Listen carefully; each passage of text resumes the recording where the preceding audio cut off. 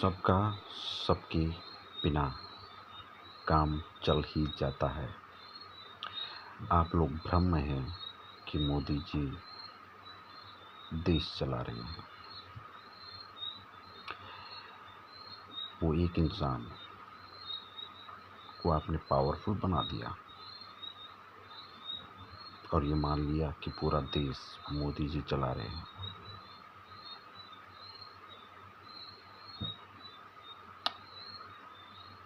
कोई खास नहीं होता। ये गलतफहमी हमको उतार देनी चाहिए अपने दिमाग से। किसी के बिना काम ना चले, ऐसा संभव है ही नहीं। तो एक ही इंसान को भाई आपने बार बार क्रेडिट दे रहे हैं, और जब एक इंसान बार बार क्रेडिट लेता है तो उसके अंदर अहंकार, विजय होने की चाहत बरकरार रहती है।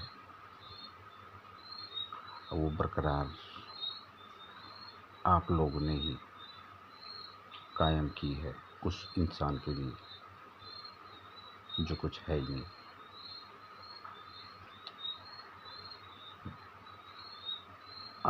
आप देख लीजिए 2014 में बीजेपी सरकार केंद्र में आई, श्री नरेंद्र मोदी जी प्रधानमंत्री देश के बने। फिर उन्होंने कुछ इस तरीके से काम दिखाया कि जनता इम्प्रेस हो गई।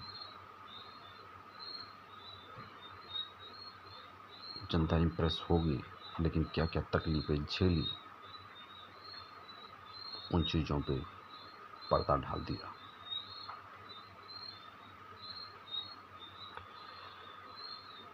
नोटबंदी में मोदी जी ने नोटबंदी किया, बोले कि जो काला धन है उसको लाएंगे। लेकिन उन दिनों आपको पता होगा कि गरीब ने किस स्थिति में, किन मुसीबतों में अपने को संभाला।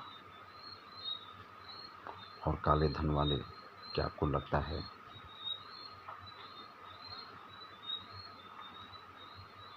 कि वो पकड़े गए? सरकार से जो मिले हुए थे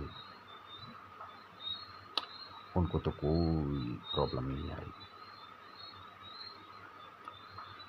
जिन्होंने घूस दिया था, बोलने का तात्पर्य है, जैसे कि अंबानी, अडानी, बाबा रामदेव जी।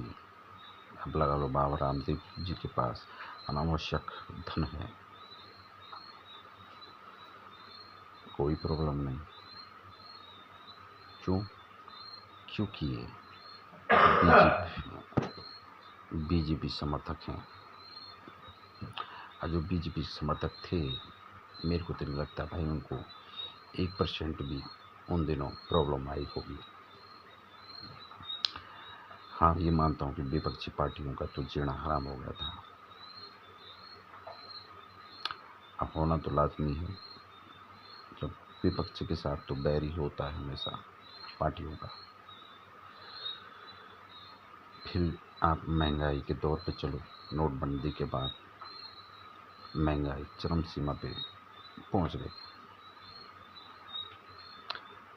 एक जो तेल की शीशी थी सरसों की 1 kg की, वो आती थी 95 रुपीज़ में।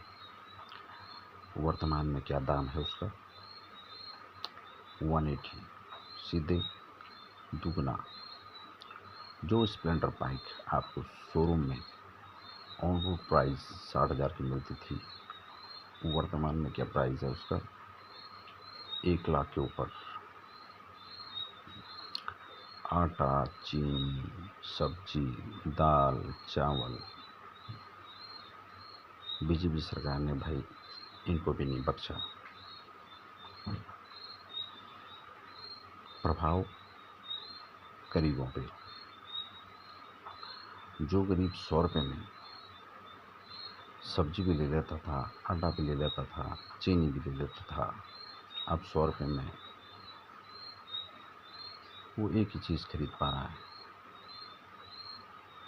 हर चीज़ पे जीएसटी। हमको बताएगा कि जीएसटी जो अत्यधिक जो कारोबारी हैं, उद्योगपति हैं, उन पर जीएसटी लगाया जा रहा है। गरीब जनता को बताएगा कि जीएसटी लगाना अनिवार्य है। उन कारोबारियों ने मोदी सरकार को अत्यधिक धन दे के, यानी कि घूस दे के जनता से लूटा। मोदी जी ने उन पर जीएसटी लगाई, उन्होंने दाम बढ़ाया, भुगतान किसको करना पड़ा? गरीब जनता को। अब दूसरी बार है, मैं ये नहीं बोलता हूँ कि भाई बीजेपी का मैं विरोध कर रहा हूँ। क्या विपक्षी पार्टी को आप एक बार चांस नहीं देना चाहोगे? कांग्रेस पार्टी है अगेंस्ट में, तो अभी कांग्रेस पार्टी है और बाकी पार्टियां भी हैं।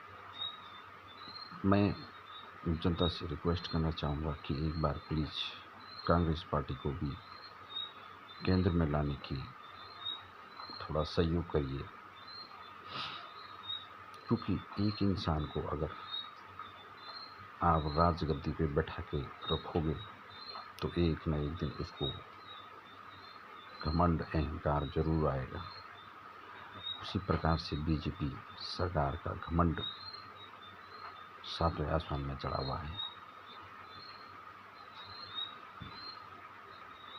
कांग्रेस पार्टी को आप एक बार चांस देते हैं, आप सहयोग करते हैं केंद्र में लाने की, तो मुझे नहीं लगता कि वो गलत कार्य करेंगे, वो अच्छा ही कार्य करेंगे। इसका रीज़न ये है कि बहुत मेहनतों से वो संघर्ष कर रहे हैं केंद्र में आने की, और एक बार आएंगे तो आप समझ लो कि उनके लिए सोने पे सुहागा हो जाएगा। और जो मुश्किलों से पास होता है, उस चीज़ की, उस पद की कदर करता है, वो कदर करेंगे, जनता की सुनेंगे, महंगाई के बारे में सोचेंगे, रोज़गार के बारे में सोचेंगे। मेरा मानना है कि रोज़गार को तो आप दो मत दो, कोई बात नहीं, लेकिन जो महंगाई है उस पर नियंत्रण होना चाहिए। भाई पेट्रोल डीजल के दाम बढ़ गए, मानता हूँ कि आप उनको विदेशों से आयात करते हैं, लेकिन जो भारत में उगाई जा रही है खाने पीने की चीज़ें, दाल, चावल, तेल, इनके दाम क्यों बढ़ाए गए? आप रोज़गार मत दो, लेकिन महंगाई पर नियंत्रण रखो, जिससे गरीबों का जीना खुशहाल हो सके। सिर्फ मैं ये कहना चाहता हूँ कि अगर आप रोज़गार और महंगाई पे ध्यान न देकर धर्म, जाति पे ध्यान दोगे तो उस देश में कभी भी विकास नहीं होगा, जो कि बीजेपी सरकार कर रही है। रोज़गार और महंगाई पे कोई भी डिस्कशन नहीं हो रहा है। सिर्फ डिस्कशन होता है जब चुनाव के टाइम पे ये चीज़ों को ये बार बार बोलते हैं, बेवकूफ़ बनाते हैं। चुनाव जीतते हैं, फिर ये भूल जाते हैं।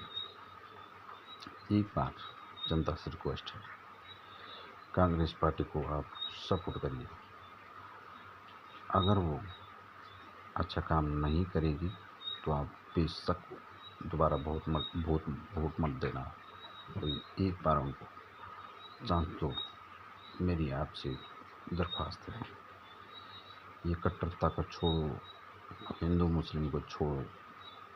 देश का विकास होगा तो सामान्य रूप से सोचना पड़ेगा, हमें सबको चांस देना पड़ेगा। प्रधानमंत्री पद पे आप उसे ही चिन्हित करिए जो अच्छा कार्य करे। 5 सालों में अगर अच्छा कार्य नहीं करती है तो उसे आप अगली बार वोट मत देना,